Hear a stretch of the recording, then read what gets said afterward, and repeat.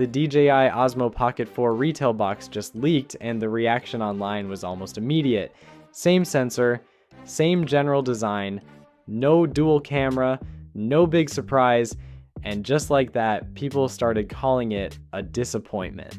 Some even said DJI got lazy, but after digging into the FCC filings, the timing of this launch, and some details hidden in plain sight on this packaging, I realized something important.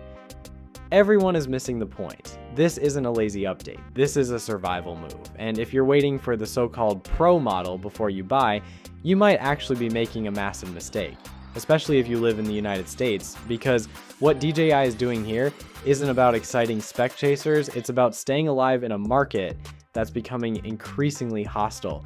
Over the next 10 minutes, I'm going to show you why this boring looking box might be one of the most strategic launches DJI has ever made. And by the end of this video, you'll know whether the Pocket 4 is something you should skip or something you might regret not buying later.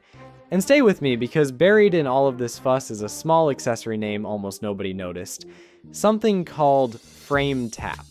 It sounds minor, almost forgettable, but if it does what I think it does, it could quietly solve one of the Pocket's longest running tracking frustrations. We'll come back to that later. This image was shared by Igor Bogdanov, and that detail matters more than people realize. This isn't a concept render, this isn't a placeholder image, this is a finished creator combo retail box, photographed in what looks like a logistics or storage environment. DJI does not print creator combo packaging unless the product is finalized. The name is locked, the accessories are locked, the pricing tiers are locked. That tells us one thing very clearly.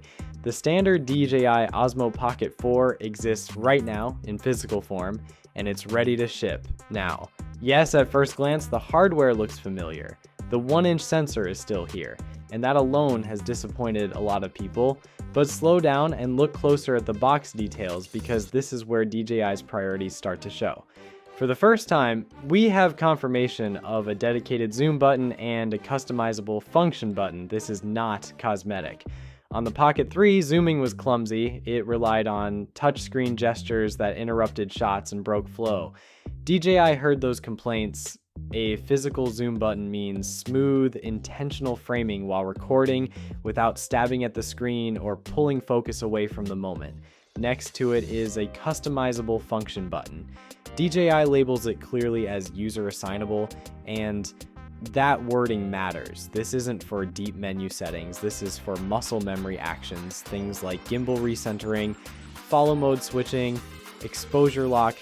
DJI is designing this camera to be operated without thinking, and that's a big philosophical shift. The Pocket 4 feels less like a gadget and more like a tool. The body itself is also slightly longer, and that's not an accident either. Based on early leaks and internal comparisons, the Pocket 4 is expected to feature a battery around 1,545 milliampere hours. That's roughly a 20% increase over the 1,300 milliampere hour battery in the Pocket 3. On paper, that sounds boring.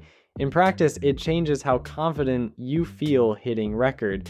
The Pocket 3 was amazing, but if you shot in 4K at 120 frames per second, you could practically watch the battery percentage drop in real time. This 20% jump isn't just a spec, it's the difference between planning your day around powers and simply shooting when inspiration hits. But here's the part nobody is talking about, and this is where the story really starts. The FCC ID. Look at this number in the image, OP041. That tiny string of digits is the only reason this camera even exists in America. Once you understand that, everything about this launch suddenly makes sense. On December 23rd, 2025, the FCC ban on new DJI approvals officially went into effect. And this date is critical, and almost nobody is talking about it. Any DJI product that wasn't approved before that deadline now faces serious barriers to being sold in the United States. The standard Pocket 4, internally labeled OP041, made it through the FCC process just in time. It cleared the legal hurdle, it's registered, it's allowed to be sold. But here's the key question. Where is the Pocket 4 Pro? There is no FCC filing for a Pocket 4 Pro, and that's not a small oversight. DJI does not forget to register products, which means one of two things is true. Either the Pro model was not ready in time, or it cannot be approved under the current restrictions, and suddenly, those earlier dual camera leaks make a lot more sense. Those images weren't fake, they weren't fan-made. Dual camera Pocket prototypes do exist, but if that model missed the FCC deadline, it may not be legally sellable in the US at all. This is the part people are missing. DJI isn't holding back the Pro version to upsell later. They may be launching the standard Pocket 4 first, because it's the only model they can legally sell in their biggest market. If you're waiting for the Pro, there's a very real chance you're waiting for a camera that never officially launches in the United States. And DJI can't say that publicly, they can only act around it. But DJI's problem doesn't stop there, because while they're navigating legal landmines, the competition isn't waiting. DJI knows they're under pressure.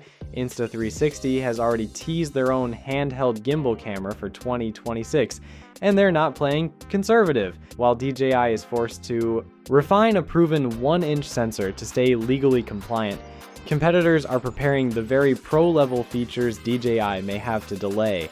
This puts DJI in a defensive position. They need a product on shelves, they need something reliable, something legal, something they can support globally without risk. That's why the Pocket 4 feels restrained. Not because DJI lacks innovation, but because innovation without approval is useless. By focusing on refined controls, improved battery life, better vertical video handling, and confirmed features like 4K at 120 frames per second, DJI is buying time. Time to navigate regulations, time to protect their ecosystem, time to decide what comes next. And this is why calling the Pocket 4 boring misses the point entirely. If you already own a Pocket 3, you don't need to upgrade for image quality, and DJI isn't pretending otherwise. But if you're a professional who needs longer battery life, physical zoom control, and certainty that your gear will actually be available and supported, especially in regions facing DJI restrictions, the Pocket 4 might be the smartest move you can make this year. Everyone is missing the point because they're staring at specs. I'm staring at the calendar. The Pocket 4 isn't about innovation, it's about reliability in a time of uncertainty. And that small detail we mentioned earlier, quite FrameTap, quietly reinforces that idea. It's another sign that DJI isn't chasing headlines with this release. They're solving practical problems one at a time. And whether people realize it now or later, that mindset may end up defining the Pocket line's future more than any sensor ever could.